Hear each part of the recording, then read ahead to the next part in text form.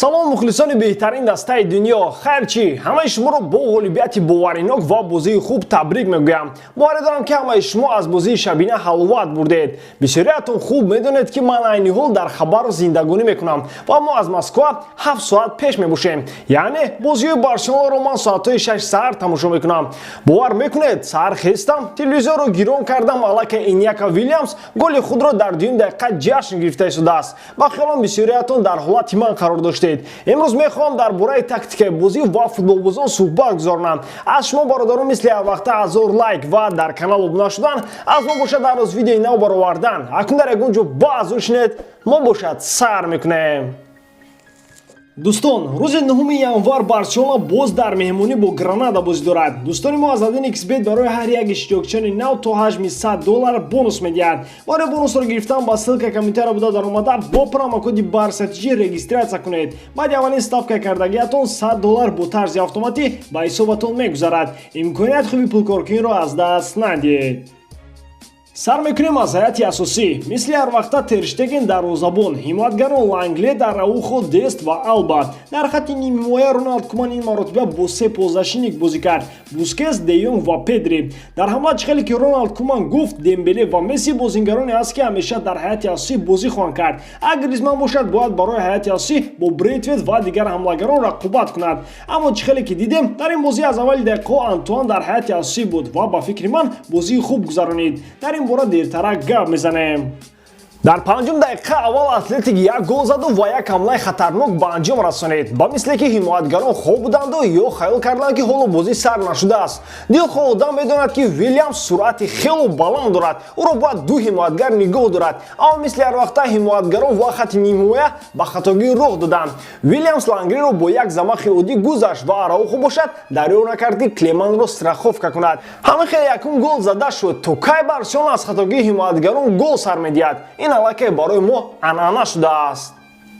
баъди 5 дақиқа Барса ба худ омад ва як ҳамлаҳои хатарнок эҷод кард. Дест метавонист гол занад баъди паси Гризман. Дембеле метавонист бо зарбаи сахти худ ҳисобро баробар кунад, аммо дарвозабон тӯбро баргардонд ва мисли ҳар вақта Месси бо паси дуру дарози худ ба Де Йонг ва паси Де Йонг ба Педри тавонист ҳисобро баробар кунад. дар инҷо давидани Де Йонгро ба назар мегирем ки аз центри майдон давида дар мобайни ду ҳимоятгару дарвозабон тавонист ба Педри паси рост диҳад. аҳсан ба ту Френки. вақтои охир Де Йонг ба сӯи дарвозаи рақиб бисёр меравад. аллакай маълум аст ки ӯ бозии худашро ёфт ва фаҳмид ки ҳамдастагонаш ва тренер аз ӯ чӣ мехоҳанд. голи ягонаи ӯ дар бозӣ бо Уэска ба Барселона 3 холи муҳимро бахшид. ҳамон голам аз паси Лео Месси буд ва фикр мекунам ки дар оянда ӯ бозам рушд мекунад. дар бораи Педри бошад, чӣ қадаре гап назанам кам мебошад. ин кӯдак дар пеши чашми мо ба бозингари топ табдил ёфта истодааст. беҳуда ӯро трансфер маркет 60 миллион евро нарх нагузоштааст. ҳамаги дар синни 18 солагӣ ӯ дар ҳайати асосии Барса 90 дақиқа бозӣ мекунад. ҳатто Месси аз бозии ин кӯдак дар ҳайрат аст ва мехоҳад бо ӯ танҳо паснапас кунад, ба мисле ки ӯ Иньестаи дуюм мебошад. вай бор фикр кунед ки ин футболбозро Барселона бо нархи 5 миллион евро харидорӣ кардааст. ягона трансфери дар 10 соли охир ки аз пули худ дида хубтар бозӣ мекунад ва чӣ хеле ки ӯ худаш баъди бозӣ қайд кард, ӯ аввалин бор мешавад ки бо сар гол мезанад.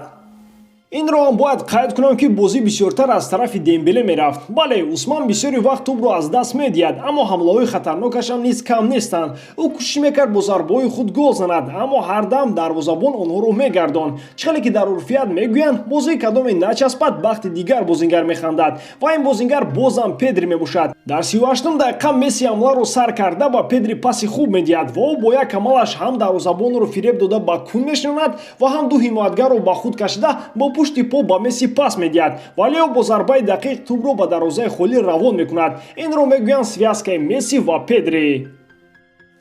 дар ҳақиқатан дар ин момент ман ҳаловат бурдам. аз гол не, аз комбинатсия ки ин ду футболбоз бо ҳамдигар сохтанд. ин якум паси Педри бо пушти по ба Месси нест. дар бозӣ бо Валидалид, агар хато накунам, ӯ дар дуюм тайм ана ҳамин хел пас дода буд. шумо дар комментария нависед дӯстон, оё ба шумо связкаи Месси ва Педри писанд омад ва ӯ метавонад ҷои Иньестаро пур кунад?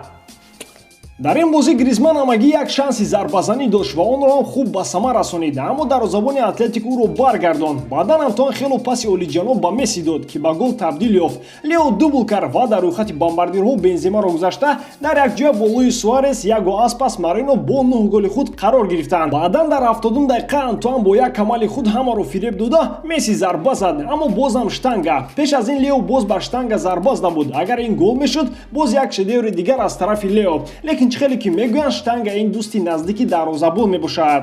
Гризман дар ин бозӣ на беҳтар буду, на бадтар, аммо аз ӯ тренер чизе талаб карда буд, иҷро кард. Дар ҳимоя ёрдам мекард, паси головар дод, барои дигарон момент эҷод мекард. Дар маҷмӯъ бозии хуб гузаронд, аммо бе гол ҳеҷ кас ӯро эътироф намекунад. Ҳамин хелас дӯстон, Месси дар ин бозӣ беҳтарин буд, аммо ӯ низ ба хатогӣ роҳ дод. Бо паси хатои худ дар 90 дақиқа интрига овард. Чӣ хеле ки мегӯянд, ҳатто бузургонам ба хатогӣ роҳ медиҳанд. Аз ҳама осаш ғолибият бародарон. Ба шумо дар ин бозӣ кадом футболбоз писанд омад? Футболбози беҳтарини худро дар комментария нависед. Дар ҳама ҳолат Барселонаро дӯст доред ва канали Барсатиҷиро дастгирӣ кунед. Дастгирии шумо, пешравии мо. Бо шумо буд Муҳаммад Гаиров.